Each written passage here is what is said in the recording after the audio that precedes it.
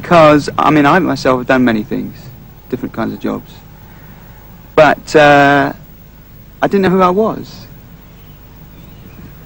If a man gets too separated from the world or his environment, he gets ill.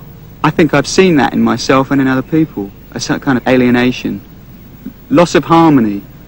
To have harmony, you need to know yourself, and harmony is the greatest peace and happiness.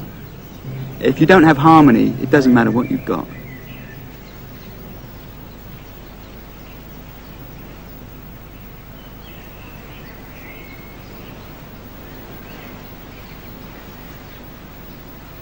Meditation is seen as the path towards harmony.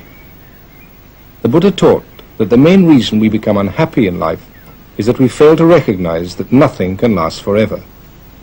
So we cling to possessions, our youth, happy feelings, our loved ones, in the vain hope that things will never change.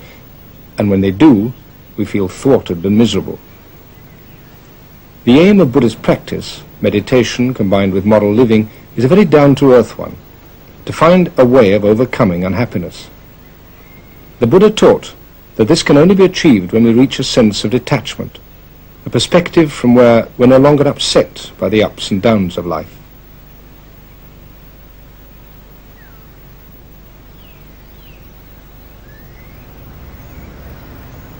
When we accept that all existence is impermanent, we begin to take things in our stride. And once we stop clinging to things as though they last forever, then we begin to overcome unhappiness.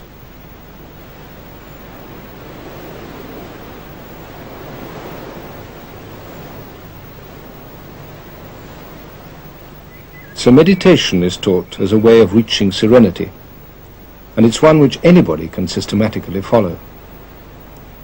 The Buddha wasn't a god, but a man who 2,500 years ago found a way of reaching the ultimate serenity, nirvana.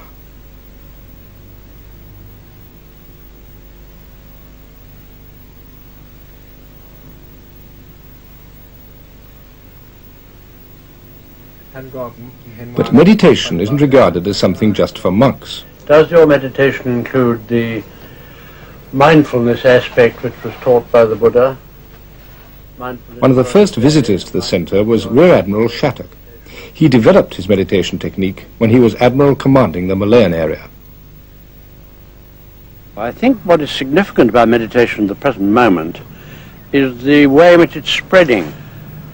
It is a form of scientific prayer which people can learn by stages, and not only learn but be convinced by stages that they are doing something which is benefiting themselves, not because they become richer or do their job better, but simply because they feel much more complete in themselves as a more complete person.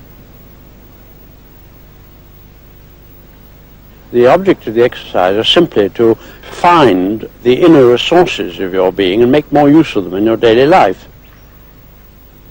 When one has the greater sensitivity that the development of the mind gives you, you are better able to know how to help your fellow men and what they need and what you yourself can give them which will help them on their way.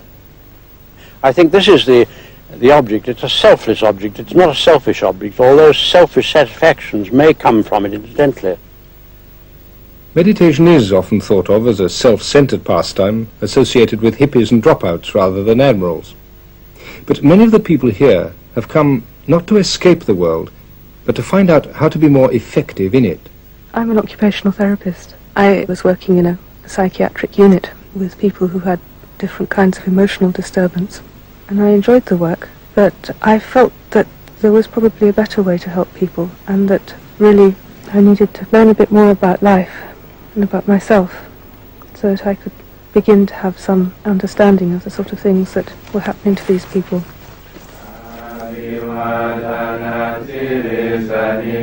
A lot of people say that the monks are very selfish, that they spend all their time working on themselves, and that this way of life doesn't really benefit anybody else very much.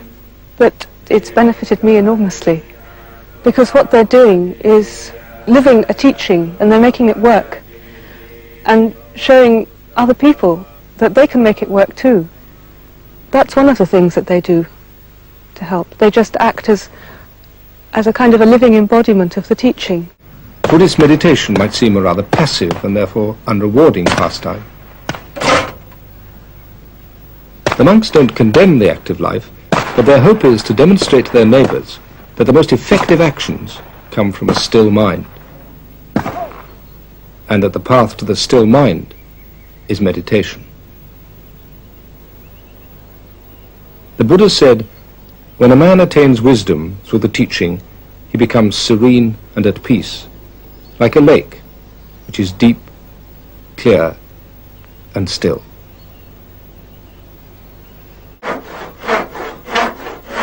Well, if it hadn't been for this practice and this teaching, I would have ended up in a nut house. You do some meditation, and you conduct yourself very mindfully and peacefully. You get insights into the way your own mind's going round in its own particular short circuits, and you break through a lot of neurotic behaviour patterns, and you find yourself coping with the world again, simply because this training's shown you how to look into your own mind. Even the most menial work can be regarded as a form of meditation if it's carried out with awareness.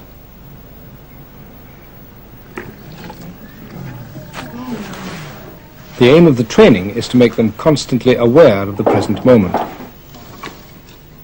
Since monks are forbidden to till the soil, this is done by a novice or layman. One of the community is a former property millionaire who now seeks a different kind of satisfaction.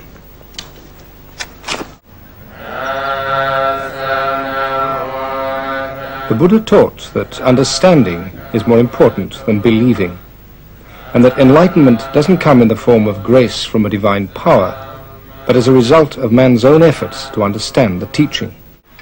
We've come today to offer a meal to the monks, which is known as dana, and this is an act of giving which establishes a sort of a relationship between lay people and the monks.